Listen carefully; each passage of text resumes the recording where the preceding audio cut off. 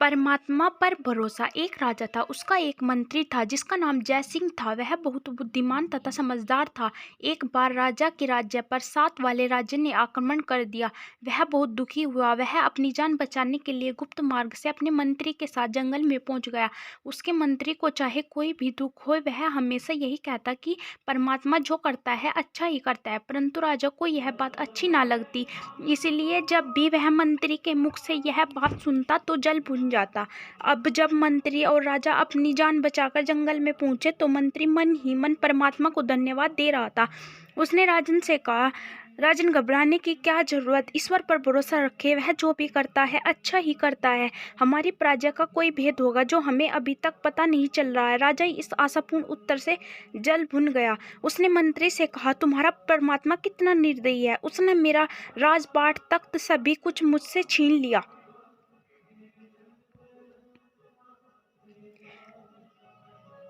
बातें करते काफी समय बीत गया। अंधेरा छाने लगा और फिर वर्षा होने लगी। मौसम में एकदम ठंड छा गई। उसने सर्दी पीड़ा दे रही थी।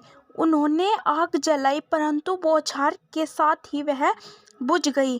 तभी राजा फिर भड़ककर मंत्री से कहा, तुम्हारा भगवान कितना निर्दयी है, उसे हम पर जरा सा भी तरस नहीं आता। इतने में उन्हें घोड़ों के टापू का शवर सुनाई दिया। सिपाही घोड़ों पर बैठकर उनकी तरफ आ रहे थे। दुश्मनों के सिपाही को देखकर राजा का बुरा हाल हो रहा था, लेकिन अंधेरा होने के कारण राजा और मंत्री के घोड़े दिखाई ही नहीं दिए।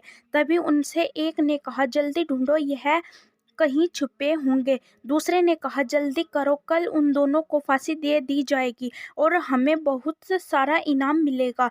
लेकिन वे सैनिक राजा और मंत्री को न ढूंढ सके और अपना समूह लेकर वापस चले गए। इसी तरह मंत्री और राजा की जान बच गई। तब मंत्री ने राजा से कहा, महाराज, अब तो आपको ईश्वर पर भरोसा हो गया होगा कि परमात्मा जो भी करता है अच्छा ही करता है। यदि भगवान की कृपा से वर्षा नहीं होती तो सिपाही आग की रोशनी में हमें ढूंढ लेते और कल हमें फांसी हो जाती। तब राजा अपने समझदार भक्त मंत्री की बात सुनकर बहुत प्रभावित हुआ। अब उसे परमात्मा पर विश्वास हो गया। इधर उसके राज्य में अचानक प्राकृतिक आपदाएं आई।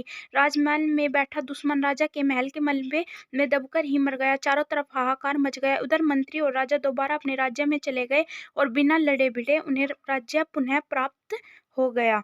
उम्मीद करते हैं कि आपको यह कहानी जरूर पसंद आई होगी। यह कहानी पसंद आई तो वीडियो को लाइक करिएगा और अपने दोस्तों के साथ शेयर करिएगा। चैनल पर नए हैं तो सब्सक्राइब करिए ताकि हमारी नई नई कहानियों का आनंद आप भी उठा सके। धन्यवाद।